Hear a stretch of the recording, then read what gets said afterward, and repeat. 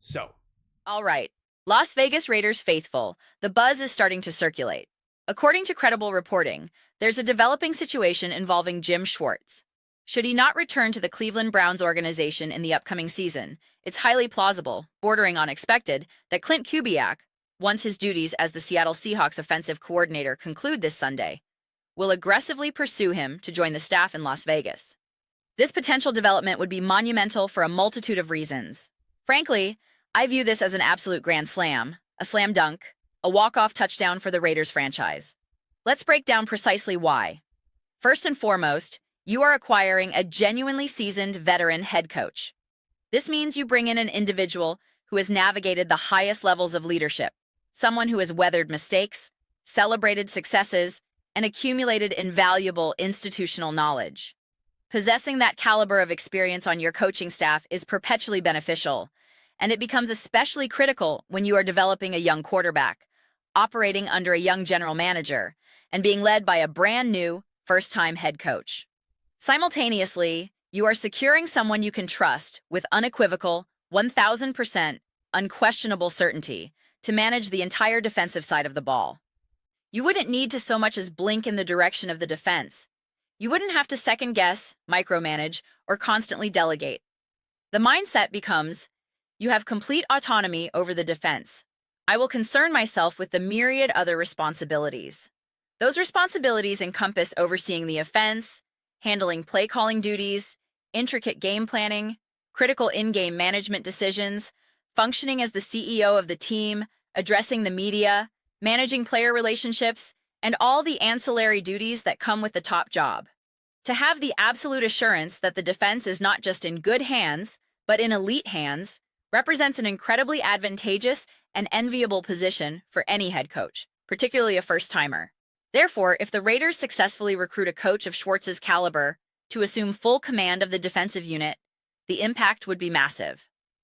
I genuinely strive to maintain perspective because, as we plunge into the off-season, we are inundated with a relentless stream of speculative stories from all directions. Will this player sign with that team? Is a blockbuster trade imminent? I typically don't relish chasing every rumor because I dislike the notion of constructing an entire segment based on pure conjecture. For instance, theorizing why the Dallas Cowboys must retain Micah Parsons and predicting the contract terms, only for news to break 5 minutes later that he's been traded to the Green Bay Packers. I generally avoid prognosticating about personnel moves unless the discourse is intensely relevant in real time, akin to the immediate fervor surrounding situations like A.J. Brown and the Philadelphia Eagles recently. The Micah Parsons example isn't perfect because that too was timely, but my point is, I personally aim to limit those highly speculative conversations. However, a conversation of this magnitude regarding a potential franchise-altering coaching hire is one I simply could not ignore. I am compelled to make a video about the Las Vegas Raiders right now because my excitement for this team and the strategic moves they appear to be making is through the roof. I've produced Raiders-focused content before, I've told you all I will continue to do so, and I'm staying true to that promise. So please engage with this. Don't forget to subscribe and watch the video in its entirety, as that is unequivocally the most effective way to support the growth of this channel, enabling me to continue creating the highest quality Las Vegas Raiders analysis possible. Incidentally, scanning the comments on previous Raiders videos reveals a humorous trend. A significant number of fans from within the AFC West, particularly rival fan bases, responding with skepticism. Their sentiment is often, "I'll believe it when I see it," accompanied by remarks like, "Sure, everyone's high on the Raiders every offseason." I find this amusing because I recall expressing optimism about the Denver Broncos last season, and a chorus of Kansas City Chiefs fans echoed the same, "I'll believe it when I see it" refrain. Well, the Broncos secured the #1 seed in the AFC and advanced to the AFC Championship game. It's not a tremendous leap to suggest that a healthy Brock Bixby would have presented a stiffer challenge than Jarrett Stidham in that title game. One can easily envision a scenario where Denver was competing in the Super Bowl. It's funny when critics dismissively say, the Broncos didn't win anything, as if reaching the conference championship is insignificant. The moment you begin to elicit that slight anxiety, that palpable discomfort from rivals within your own division, you know you're in a good place. It signifies you are making legitimate noise.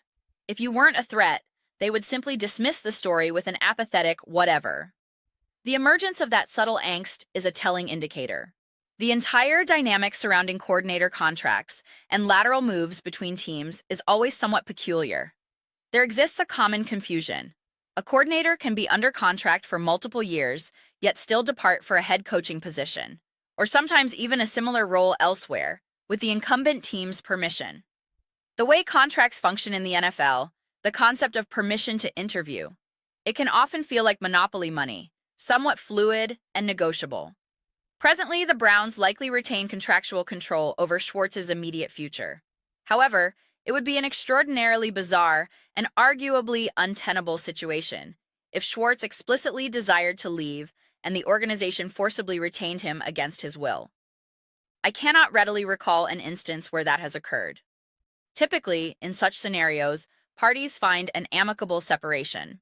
Therefore, unless the Browns front office can miraculously smooth things over, offering a substantial increase in authority, compensation, or organizational influence to convince him to stay, I simply don't envision a path where he isn't essentially a free agent in the coaching market this offseason. Now, considering potential destinations, one must ponder which other franchises would be suitable, appealing suitors for a coach of Jim Schwartz's pedigree. Running through the list mentally, the Las Vegas Raiders undoubtedly have to be positioned at or near the very top. I am genuinely convinced they are constructing something special. The opportunity to fundamentally rebuild a defense, instilling a tough, disciplined identity from the ground up heading into the draft, it's all tremendously positive. Imagine solidifying a defensive mastermind like Schwartz and pairing him with the offensive acumen of Clint Kubiak, the infusion of talent from the #1 overall pick, presumably a new franchise quarterback, and the resulting ripple effect. You then examine the landscape with a clear vision for free agency and the draft. The task, of course, is to execute. You must hit on several draft picks beyond just the first-round quarterback. You need to find impact players in the second, third, and fourth rounds. Some of those mid to late round selections, the ones you don't necessarily foresee becoming immediate contributors, need to pan out. You require a measure of luck in that department. I've previously stated that I project this Raiders rebuild on a 2 to 3 year timeline, which is my standard framework for franchises undergoing such comprehensive changes. However, with a little luck, a few draft hits, key free agent signings performing above expectation, a turnaround can occur with shocking rapidity. I'm not suggesting an automatic Super Bowl berth is guaranteed, but you can immediately transition into a legitimate contender in the AFC.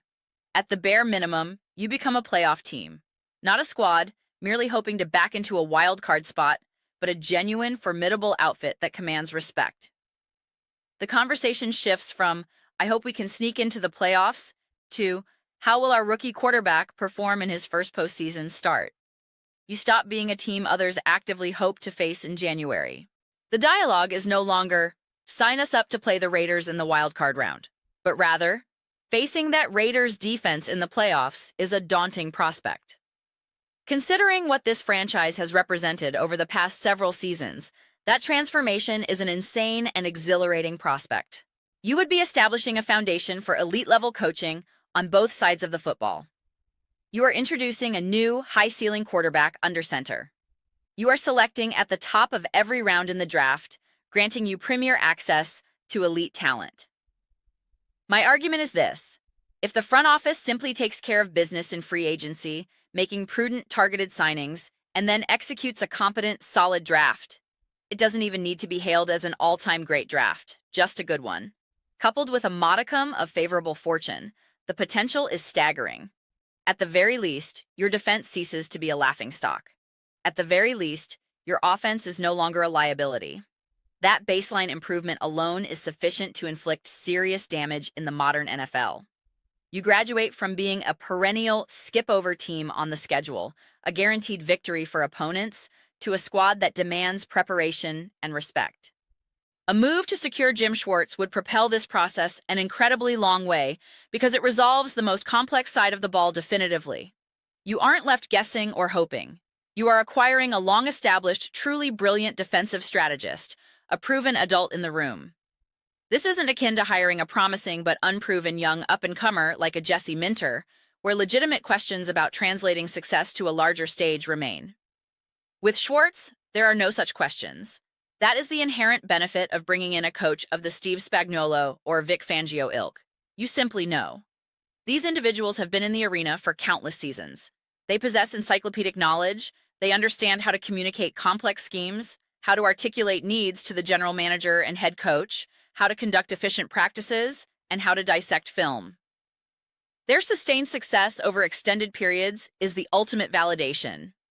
Introducing a stabilizing force of this magnitude to a team embarking on a fresh start, a process inevitably accompanied by extra chaos, is invaluable. Installing Kubiak, integrating a new quarterback, these are inherently chaotic processes, not negatively so, but in terms of moving parts and adjustment. Coaches and organizations perpetually discuss managing the chaos, blocking out the noise, and eliminating distractions. Even the most stable franchises contend with seasonal chaos. Securing a figure like Schwartz for the defense checks a massive box that alleviates a tremendous burden and provides instant credibility. I am tremendously excited to witness which direction this ultimately takes, how the Raiders choose to proceed, and how this entire narrative unfolds. However, I will plant my flag unequivocally right now. A move of this nature could be massive. It would represent a comprehensive upgrade across the board, from a coaching perspective on both offense and defense, from a roster construction standpoint through high draft capital, and from the most important position on the field with a new quarterback. The sheer potential is undeniably exciting. But those are merely my perspectives. I am absolutely eager to hear yours. What are all of your thoughts regarding the Las Vegas Raiders and the potential pursuit of Jim Schwartz? Super Bowl champion Jim Schwartz, the architect of consistently formidable defenses over many years. Please share your thoughts in the comments. I read every single one. So whether you concur with my optimism or disagree entirely, let's engage in some discussions. Let's have some spirited debates. But ultimately, let's simply enjoy the conversation. Please consider subscribing. We are building a fantastic community here and would absolutely love for you to be a part of it. My goal is to foster something we all feel genuinely connected to, something we are excited to participate in. I believe we are well on our path to achieving that. Also, please don't forget to give this video a thumbs up. It genuinely assists with visibility and the platform's algorithm. Thank you so very much. See you next time. See